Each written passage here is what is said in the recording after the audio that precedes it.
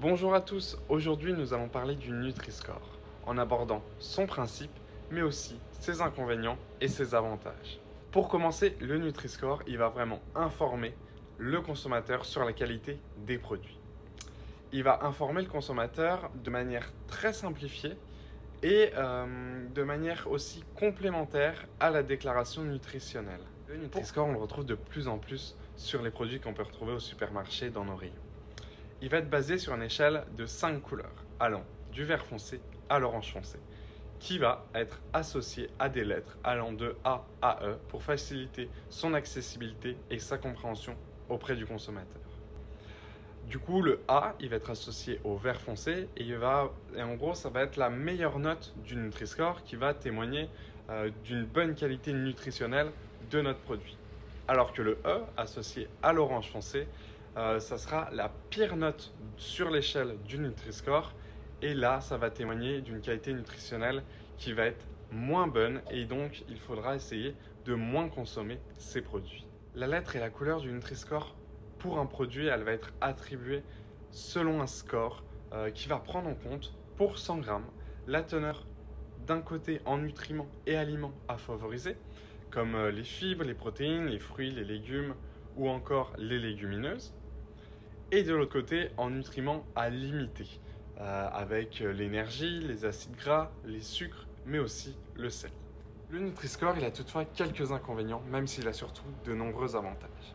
L'objectif principal et la manière la plus perspicace d'utiliser le Nutri-Score, ça va vraiment être pour comparer deux produits de même type.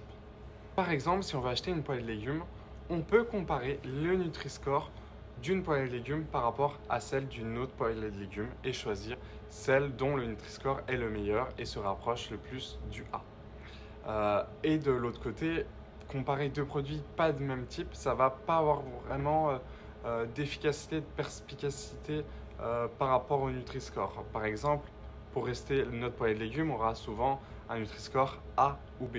Alors que, par exemple, l'huile de noix ou l'huile d'olive, qui sont de bonnes huiles et dont on a besoin, seront plutôt avec un Nutri-Score C ou D.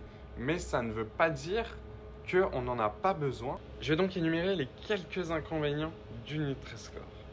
Tout d'abord, le Nutri-Score ne va pas prendre en compte la transformation du produit. Il ne va pas prendre en compte non plus la présence d'additifs.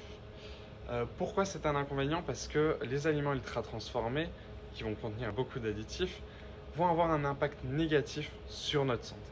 Ensuite, le Nutri-Score ne va pas prendre en compte les besoins quotidiens. Comme je disais tout à l'heure, les huiles comme l'huile de noix, l'huile d'olive, elles vont avoir une mauvaise note. Ça va être une note C ou D. Pourquoi? Parce que dans le calcul du score du Nutri-Score, comme je le disais tout à l'heure, la richesse en graisse, la richesse en énergie vont diminuer le score et donc diminuer la note. Et les huiles, on a beaucoup de matières grasses et beaucoup d'énergie. Alors que dans l'huile de noix, dans l'huile d'olive, on va avoir des bonnes graisses, on va avoir des oméga 3 qui vont être bons pour notre cœur et bons pour notre corps. Le dernier inconvénient du Nutri-Score, c'est qu'il n'est pas obligatoire. Les industriels, les fabricants ne sont pas obligés d'apposer le Nutri-Score sur leurs produits.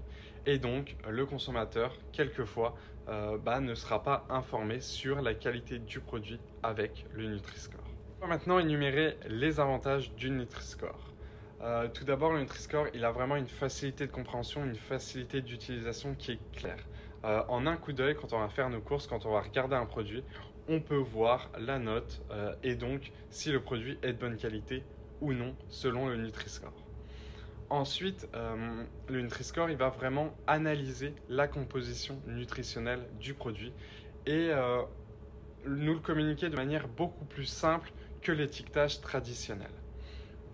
Et enfin, il permet vraiment de faire le bon choix entre deux produits de même type lorsque l'on va faire ses courses. Il existe aussi d'autres outils pour aider les consommateurs.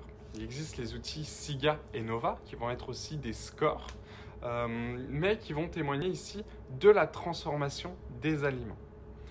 On va aussi avoir par exemple l'application Yuka, qui va nous aider à faire nos courses en nous donnant un score de 0 à 100 qui vont témoigner en fait de la qualité du produit que l'on va acheter.